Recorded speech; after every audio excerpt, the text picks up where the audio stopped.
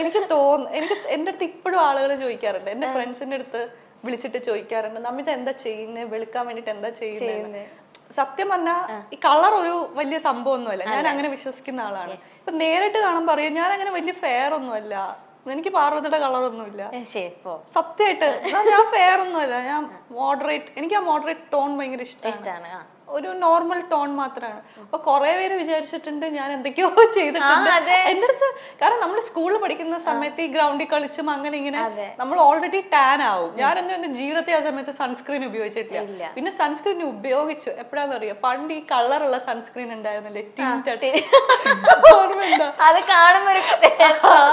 Tinted sunscreen. അപ്പൊ സ്കൂളിൽ പഠിക്കുന്ന സമയത്ത് നമുക്ക് ഈ ലിപ് ബാമോ കളർ ഒന്നും ഇട്ടൂടല്ലോ, ഭയങ്കര സ്ട്രിക്റ്റ് ആണ്.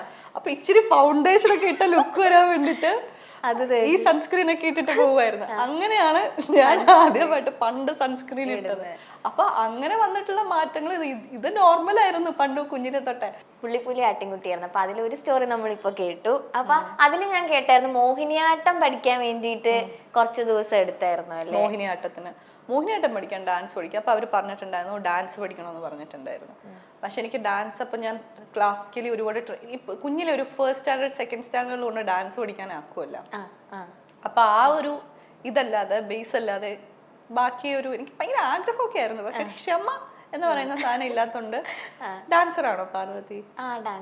അത് നല്ല ക്ഷമ വേണ്ടേ, തട്ടടവ് നാട്ടടവ് ഒക്കെ പഠിച്ചെടുക്കാം, നല്ലോണം വേണ്ടേ, കൈയും കാലൊക്കെ വേനെടുക്കും. പിന്നില്ലേ നമ്മളത് കണ്ടിന്യൂസ് ആയിട്ട് പോവാണെങ്കിൽ പ്രശ്നമില്ല. അപ്പൊ നമ്മൾ ചെറിയൊരു ഗ്യാപ്പ് എടുത്തിട്ട് പിന്നെ ചെന്നാലും ഭയങ്കര വേദന ഗ്യാപ്പേ എടുക്കാറുള്ളൂ. അപ്പൊ എല്ലാരും പഠിച്ച നല്ല നല്ലതാവുമ്പോ ഞാൻ അവിടെ തന്നെ നിന്ന് ഞാൻ നിർത്തി. അണ്ട് വീണ്ടും നമ്മൾ ഇത് തന്നെ നമ്മൾ കളിക്കേണ്ടി വരും. അപ്പൊ എനിക്ക് തോന്നി ഇതെന്നെ കൊണ്ട് പറ്റുന്നതല്ല, എനിക്ക് ഇങ്ങനെ ഇൻട്രസ്റ്റ് മാറിക്കൊണ്ടേയിരിക്കും. അപ്പൊ അങ്ങനെ ഡാൻസ് ഒക്കെ പഠിച്ചു. അപ്പൊ ശരണ്യ ചേച്ചി, ആക്ട്രസ് ശരണ്യ ചേച്ചിയുടെ അവർക്ക് ഡാൻസ് സ്കൂൾ ഉണ്ട് ആലപ്പുഴ, അവിടെ പോയി ഡാൻസ് ഒക്കെ പഠിച്ചു, ഡാൻസ് കളിച്ചു. അതിൽ ശരിക്കും ഫുൾ ചുറ്റും വെള്ളമായിട്ടല്ലേ നടുക്ക് വീട്. അപ്പൊ ശരിക്കും റിസ്ക് ആയിരുന്നു അവിടെ ഷൂട്ട് ചെയ്യാനൊക്കെ. ഞങ്ങള് ഷൂട്ട് ചെയ്യുന്ന സമയത്തായിരുന്നു അവിടെ ഫ്ലഡ്. എത്രയോ വർഷത്തിന് ശേഷം Kainakary Alappuzha area complete flood വന്നിട്ടുണ്ടായിരുന്നു, വെള്ളപ്പൊക്കം. അപ്പൊ നമ്മള് വെള്ളപ്പൊക്കം ഉള്ള സമയത്ത് ഈ വീടിനകം മൊത്തം വെള്ളപ്പൊക്കമാണ്.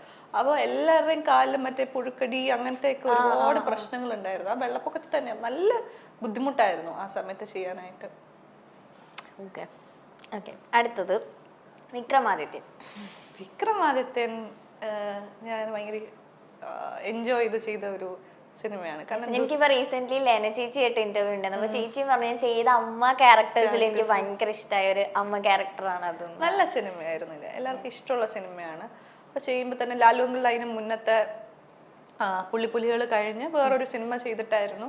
അപ്പൊ എനിക്ക് മാർച്ചിലോ അങ്ങനെ എന്തോ ആയിരുന്നു സിനിമയുടെ ഷൂട്ട് പറഞ്ഞിരുന്നത്. അപ്പൊ എനിക്ക് ഫൈനൽ എക്സാമിന്റെ സമയം ഉണ്ടായിരുന്നു. അപ്പോൾ ലാലുവിൽ എൻ്റെ അടുത്ത് പറഞ്ഞു, ഫൈനൽ എക്സാം ആണെങ്കിൽ നീ കളയണ്ട, എക്സാം ചെയ്തോ, കുഴപ്പമൊന്നുമില്ല, നമുക്ക് അടുത്ത പടം നോക്കാന്നുണ്ട്. എൻ്റെ അടുത്ത് കഥ പറഞ്ഞു. എന്നിട്ട് പറഞ്ഞു, ഞാൻ പറഞ്ഞു ഫൈനൽ എക്സാം ആണ് എന്ന് പറഞ്ഞു. അപ്പോഴാ പറഞ്ഞേ എനിക്ക് കുഴപ്പമില്ല, എക്സാം ചെയ്യും, എക്സാം അല്ലേ ഇമ്പോർട്ടന്റ്, അത് നടക്കട്ടെ എന്ന്. ഇല്ല ഇല്ല ഇല്ല ഇല്ല ഇല്ല ഞാനിങ്ങനെ പ്രാർത്ഥിച്ചു, ഈശ്വരാ ഒരു 10 ദിവസം മാറിപ്പോണേ, സിനിമ ഒരു 10 ദിവസം മാറിപ്പോണേ.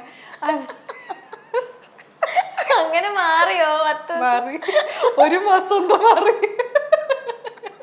അത് പറഞ്ഞോ പോയിട്ട്? പറഞ്ഞിട്ടില്ല, ഇതൊന്നും അടുത്ത് പറയാറില്ല.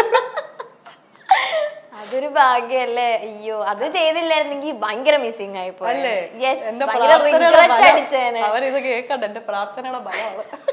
ഇങ്ങനെ ശരി ഒരു 10 ദിവസം മാറിപ്പോളെ, രാവിലെ എഴുന്നേക്കുമ്പോ ബുക്ക് തുറക്കുമ്പോ 10 ദിവസം മാറിപ്പോളെ.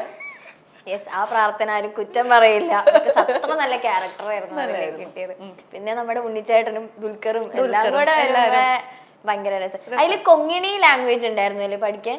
കൊങ്ങിണി ലൈൻസ് ആയിട്ട് വലുതായിട്ടുണ്ടായിരുന്നല്ലേ, പക്ഷെ പാട്ടിന്റെ ഇടയ്ക്കൊക്കെ അങ്ങനെ കൊങ്ങിണി. അപ്പൊ അവരുടെ ഡ്രസ്സിങ്ങും എല്ലാം അങ്ങനെ തന്നെയായിരുന്നു. നമ്മൾ അവർ ആ ക്യാരക്ടർ സ്കെച്ച് ചെയ്യുന്ന സമയത്ത് സമീപിച്ച് അങ്ങനെയാണ് ചെയ്തത്.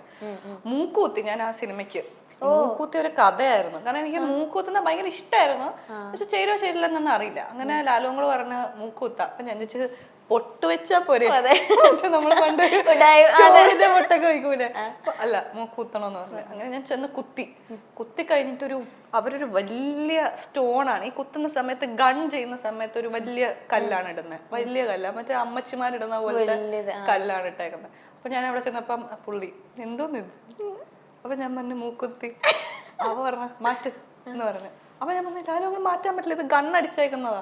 അപ്പൊ പറഞ്ഞു ഇല്ല ഷോർട്ടിന് ഇത് പറ്റില്ല, ഇതൊരുമാതിരി പഴയ മറ്റേ ഓൾഡ് അമ്മൂമ്മ ലുക്ക്, മാറ്റാൻ പറഞ്ഞു. അങ്ങനെ ഇത് വലിച്ചെടുത്ത് ഇവര് 15 ദിവസം 12 ദിവസം കഴിഞ്ഞിട്ട് മാറ്റാൻ പാടുള്ളൂ എന്നുണ്ട്. ഞാൻ വലിച്ചെടുത്തോ അങ്ങോട്ട് ബ്ലീഡ് ചെയ്യാൻ തുടങ്ങി, കംപ്ലീറ്റ് ബ്ലീഡ് ചെയ്യാൻ തുടങ്ങി. എന്നിട്ട് സമീർ ശേഷി ഒരു കുഞ്ഞ് ഡയമണ്ടിന്റെ സ്റ്റഡ് മൂക്കി ഇട്ട് തന്നു. അപ്പൊ ആണി ഇടാൻ പറ്റുന്നില്ല, കാരണം മൂക്കിനാകെ ഇത്രയുണ്ട് ഫുൾ മറ്റേ ചോരയായിട്ടിരിക്കുവാണ്. അപ്പൊ ഞാൻ ആണി ഇടാതെ കിടന്നുറങ്ങി. അടുത്ത ദിവസമായപ്പോ ഇത് ഇളകിപ്പോയി. ഇപ്പൊ ഈ നോസിന്റെ ഇത് അടഞ്ഞുപോയി, ഉടനെ തന്നെ അടഞ്ഞുപോയി. എന്നിട്ട് അടുത്ത ദിവസം രാവിലെ ചെന്ന് മറ്റേ നോർമൽ കുത്തുന്ന ആളുകളുണ്ടല്ലോ, തട്ടാന്മാര്, അവിടെ പോയിട്ട് മറ്റേ സാധനം വെച്ചിട്ട് ഈ വൂണ്ടില് വീണ്ടും കുത്തി. എന്റെ ജീവിതത്തിൽ ഞാൻ ഇത്രയും വേദന അതോടുകൂടി കളഞ്ഞു അല്ലേ. അത് കഴിഞ്ഞ് ഞാൻ ചന്ദ്രേട്ടനെ വെച്ചിട്ടുണ്ടായിരുന്നു. അങ്ങനെ 2-3 പടം കഴിഞ്ഞപ്പോ എനിക്ക് എന്നെ തന്നെ കണ്ടിട്ടൊരു തൃപ്തി. ഇത് കളഞ്ഞിട്ട് ഞാൻ ഇവിടെ ഒക്കെ കുത്തി. സ്ക്രീനിലൂടെ എത്തി മലയാള സിനിമയിൽ വലിയൊരു സ്ഥാനം നേടിയെടുത്ത നടിയാണ് നമിത പ്രമോദ്. പണ്ടത്തെ നടിയുടെ ഒരു ഛായയുമായിട്ടാണ് നമിത പ്രമോദ് സിനിമ സീരിയൽ രംഗത്തേക്ക് എത്തുന്നത്. തുടക്കം തന്നെ സൂപ്പർ താരങ്ങളുടെ ഒപ്പമായിരുന്നു. അതായത് കുഞ്ചാക്കോ ബോബന്റെയും നിവിൻ പോളിയുടെയും ഒക്കെ നായികയായിട്ടായിരുന്നു നമിത പ്രമോദിന്റെ അരങ്ങേറ്റം. പിന്നീട് ഫസ്റ്റ് ഫാസിലിന്റെ ഉൾപ്പെടെയുള്ള നായികയായി മാറി. സിനിമകളിൽ എല്ലാം തന്നെ ഉജ്ജ്വലമായ അഭിനയമാണ് താരം കാഴ്ചവെച്ചത്. എന്നാൽ തന്റെ യഥാർത്ഥ ജീവിതത്തെക്കുറിച്ച് പറയുകയാണ് നമിത ഇപ്പോൾ.